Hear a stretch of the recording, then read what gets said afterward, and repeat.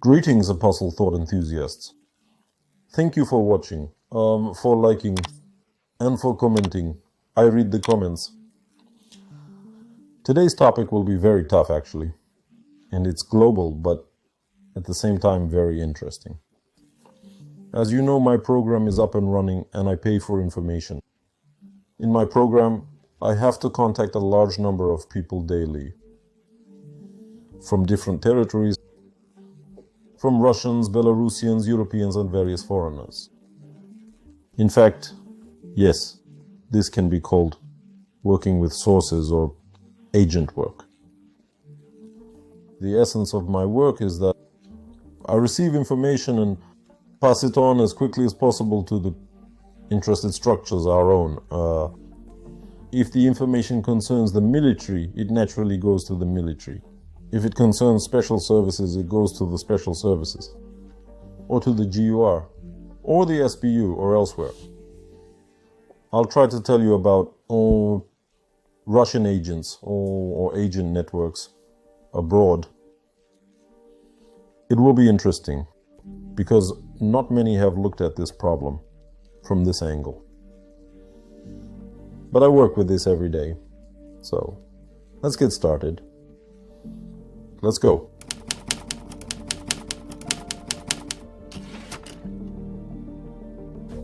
Before starting, our journey into the world of agents, recruitments, and the like, we need to sort out the basics of this craft, so to speak. Yes, someone might start writing to me saying I'm revealing military secrets, which shouldn't be done. So to avoid revealing military secrets, let's read a Google review from artificial intelligence. By the way, I'm working on some things right now, and in Russia, they should turn off Google, VPN, and everything should stop working, including mine and other stories. I'm working on it. Amazon will go down too. The term, I'll read it so you don't have to come back to it later. And then you will understand why I am touching on this topic, which no one ever talks about. I will be the first because they called me back and said it's possible. The term agentura is most often used in the context of special services and intelligence to denote a network of individuals secretly collaborating with an organization. Depending on the functions they perform, agents are classified into several key categories, based on the nature of the task and functions. Informants are sources of information, people with access to valuable data who pass it on to the special services. Depending on their value, they are called valuable sources or spotters, people who assist in locating other objects of interest. How does this work? In my program, I mainly work with informants. These are the ones who give me information useful to our defenders or our special services. Spotters are those people who write, for example, write to me saying, my neighbor works at a factory. Here's his phone number. He's supposedly patriotic, but he's an idiot. You can manipulate him. Spotters. Again, I try to never write first. To be precise, I never write first, except in certain situations. In these situations, I initially say, for example, that today I will be writing to the FSB. And then, yes. So anyone who tries to write on my behalf, it's all a scam. I don't write first. Informants, valuable sources, spotters, influence agents are individuals in important positions in society or the state who use their authority to covertly promote the interests of a foreign state or organization. In fact, this is called lobbying interest. They bought a politician who made arrangements, launched some campaign on the market. That's not my story. Agents, militants, and operatives are brought in to carry out forceful operations and sabotage or special technical missions. Everything was voiced easily and clearly, so there's nothing to add. If you have such talents, write to me. I will connect you with people who know how to do this. Connectors are people who ensure secret communication between the intelligence center and other agents. The transfer of messages, money, equipment. Well, it's clear. I won't talk about covert operations. It's all done. It all works there. Safe housekeepers. Individuals who provide their premises, apartments, offices for intelligence officers to meet with agents. These are called safe apartments, covert apartments. And yes, write to me again that I'm revealing entire state secrets here and that it shouldn't be said out loud. Then delete all the videos from YouTube series and so on and so forth. People write to me, my program is working. By status. So, we have covered the nature of tasks and functions. These are basic things. There's half missing here. Next, second, by legality status. It's a complex point, but nevertheless, residents, heads of the agent network in a certain area or object. An intelligence resident can be either an active officer undercover or a recruited experienced agent. Alright, I won't explain further. Illegals, career intelligence officers operating in a foreign state under false names and legends, completely hiding their ties with their homeland. Okay, like someone moved to another country, lives there and does something there. Double agents. Individuals who formally work for one special service but secretly cooperate with another enemy service, often passing disinformation to the first side. You get it, right? It's like the FSB recruited me, but I work for another organization. Well, you got it. Tak. And here will be an important third point. By method of recruitment or motivation. Not all are listed here, not all options, but very generalized. By method of recruitment, ideological political basis, cooperation based on common views and beliefs. To my surprise, quite a few people write to me through my program who disagree with the regime or have been deceived by the regime and therefore decided to switch to our side or provide assistance to Ukraine. Ideological foundation, material interest, mercenaries working exclusively for monetary or other rewards. Usually those who contact me, well, contact in the sense of reaching out right through my program. After a few minutes, I usually ask the question, did you approach from an ideological, political, moral standpoint or for money? And the person says, well, I'm kind of in it for the idea, but I'm also interested in the money. Either I'm for the idea or for the money. Then I sort it out for myself. If this is a person for money, then various scenarios apply to them. 1, 2, 3, 4, 5. If there's a political, moral, or ideological component, it's a different story. The next option. Okay, money is clear. Next, compromising material. Individuals recruited under the pressure of blackmail. Hook. Nonsense was written. Roughly speaking, if I have compromising material on someone, I can approach them and say, look, I have your nudes, roughly speaking. You work for me. Oh, and then I won't publish them anywhere. The nudes thing was just an example. This story no longer works. With the emergence of neural networks, deepfakes, it's all clear. Compromise. Someone caught someone somewhere with someone. Or bribery. I know you took a bribe, and with this fact I make the person work for me. Personal attachment. Using feelings or friendships to obtain information. The nastiest and most disgusting kind of working with agents is when they're in love with you, or have known you for a long time, or you ask them as a friend to print something for you from somewhere. Basically, we can stop here. Yes, there are such cases. Agents are recruited through moral psychological factors, material interests, compromising material, or they are specially embedded or originally prepared. That's the main idea. Why am I recording this video? Because I'm about to read you a list of countries. Yes, I'm about to read you a list of countries. And right here, right now, here's the counter. It started at the beginning of the video at 24,000. And by the end of the video, we'll reach some other number and you'll understand what it means. But now, I'll tell you. How much does one agent cost, or how much do you pay?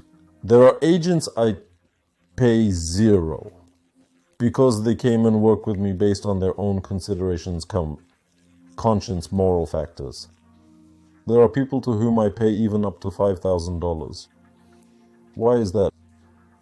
Because as someone who was involved in business before the war, I know how to count money.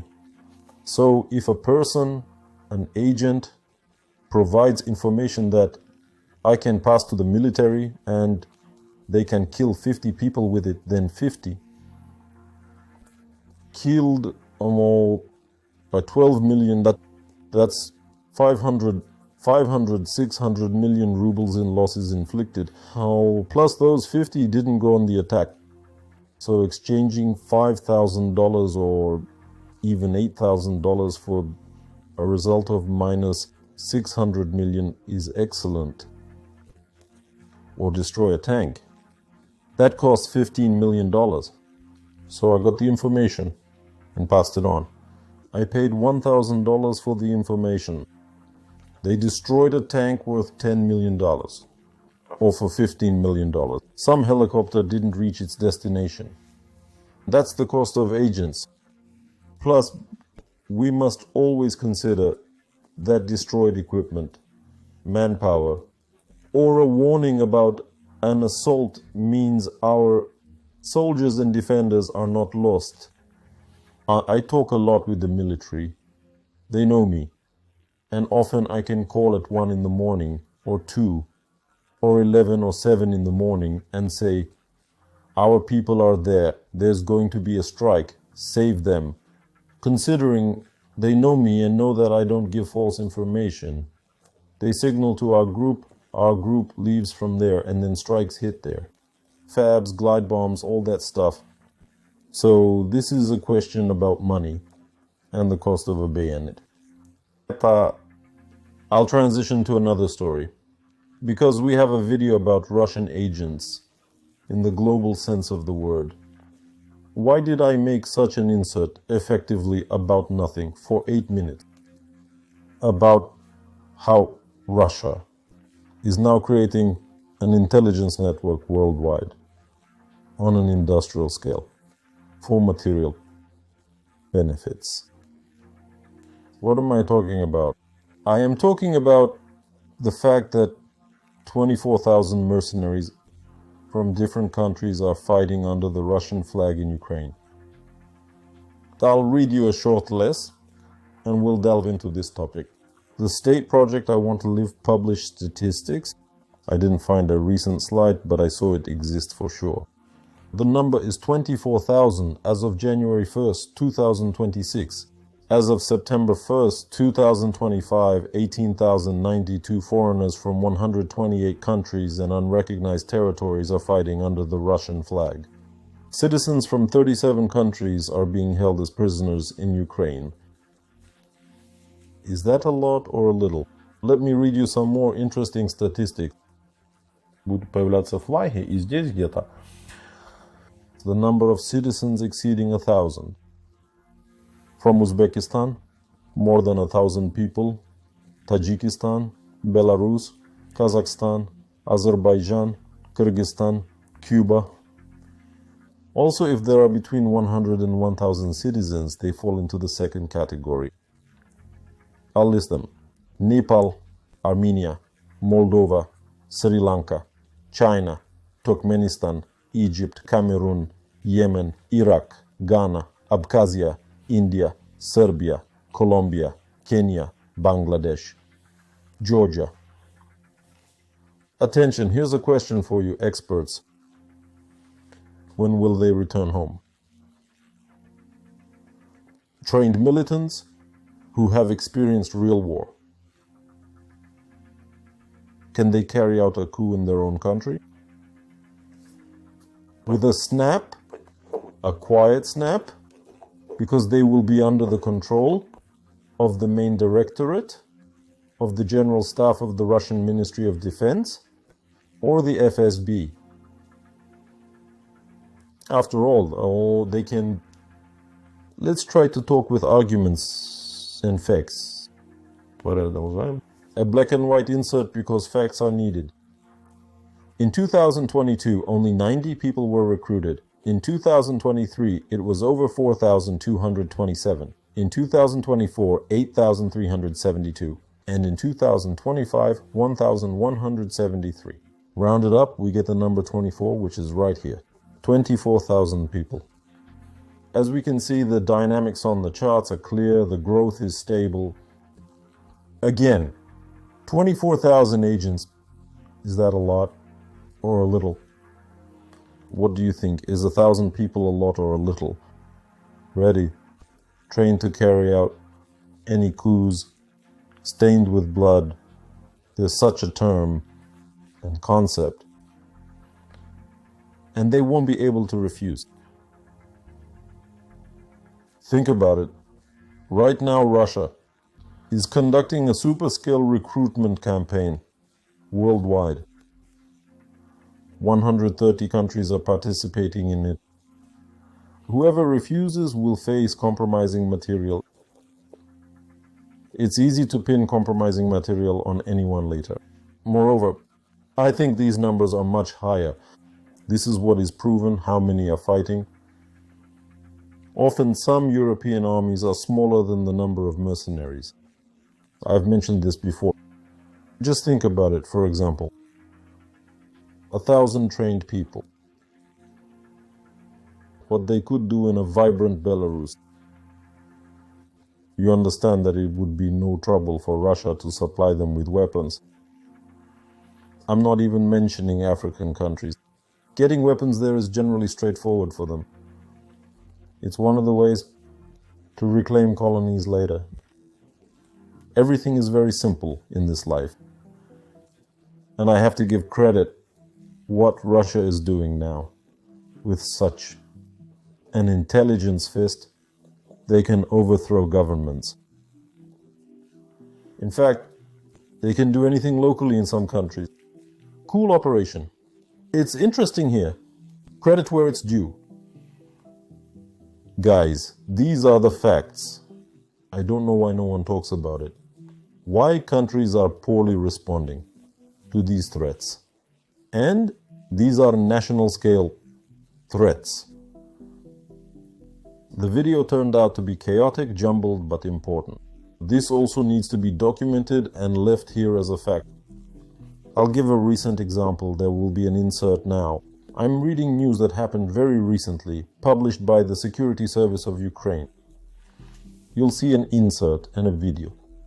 The SSU, National Police, and Moldovan law enforcement destroyed a Russian espionage and combat group that was preparing high-profile killings in Ukraine. Counterintelligence of the Security Service, along with the Strategic Investigations Department of the National Police and the National Inspector of Investigation of the General Inspectorate of the Moldovan Police, foiled a new attempt by Russians to carry out a series of contracted murders in our country. The main targets of the enemy were Ukrainian journalists, government officials, leaders of strategic enterprises, and the leadership of Ukraine's military intelligence, including fighters of the GURMO Foreign Legion. To eliminate potential victims, the perpetrators devised different methods of assassination, from point-blank shootings to car bombings. As a result of joint actions, the leader was detained resident, as I told you at the very beginning. The resident of the enemy stronghold, a 34-year-old repeat offender from Moldova, 2 of his agents, their accomplices from Ukraine, the European Union, and an unrecognized one in Transnistria. As the investigation found, the main suspect was recruited by Russian special services while serving a sentence in a Russian prison. Got it, right? He was serving his sentence in prison and was recruited there. After completing his sentence, he was sent to Moldova to form an agent combat group under Russian control. The resident selected like-minded individuals, or with pro-Kremlin views, primarily among people with military experience. That's why I'm telling you this. Later on, agents were distributed into groups, and then, as is clear, the intelligence network continued its work. So, what do we have now? There are 1,000 people, citizens of the Republic of Belarus, who will return home after the war, after the special military operation. Russia knows everything about them. Not only does Russia know, but it also documented them and paid them money. They surely picked various pseudonyms for themselves when they were sent back. And then, whether based on material incentives or compromising situations, they will carry out tasks for Russia. And now imagine this all over the world. It's wonderful. But it's really cool. So now we're heading to the finale, and as always, let's quickly wrap up with some black and white thoughts.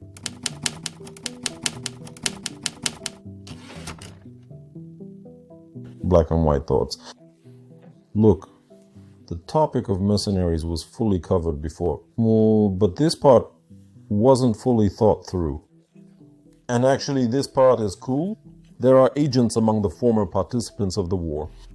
Moreover, it's a double-edged sword. These people will return anyway. They'll return and find some way to live and do things.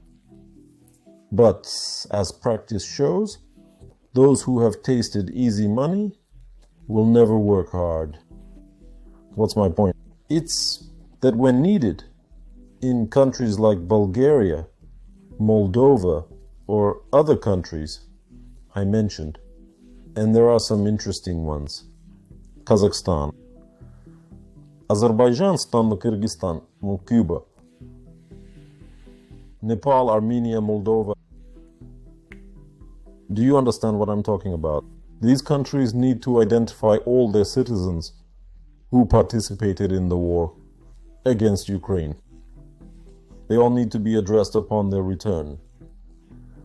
Imprison them as mercenaries, so they will at least be in prisons, and their capabilities as agents will be limited, or rather, they won't have the ability to fulfill the tasks for their handlers. So either imprison or strictly control them. I would choose the first option. I would imprison them for about 10 years. And then after 10 years, they'd be someone who Russia would never trust again, because they returned. And they got 10 years. I think, what I'm saying now is true. It's not a made-up or exaggerated story, because I just gave you an example. Like, he was recruited in prison, returned, and started carrying out tasks. Moreover, they probably released him from prison early, extradited him, after he proved he was willing to work. What kind of proof is there? Turn everyone in, show your capabilities as an agent, you're given a phone, you come out, communicate, and so on and so forth. Complicated thoughts of an apostle. My program is working, I pay for information. I'm interested in information that will help our people on the front line and help identify traitors, and our SBU will carry out such operations and arrest them. Let me know what to record next. Please like, comment, share the video, and subscribe. Hey, everyone stop. Don't disperse. Here it now says the number 24,004. During the time you watch this video, 4 people joined the ranks of the Russian army. This is based on the dynamics and trends. This video lasted 25 minutes. I don't know how much I talked. For 4 mercenaries or agents, well, it's happening everywhere. There are more of them. Whether that's a lot or a little, you decide. But with agents, miracles can be achieved. But if agents are in the hands of murderers, rapists, occupiers, and invaders, the agents won't do anything good. They can only serve their own. The Lord. Hugged, lifted, flipped. Hang on until the next thoughts.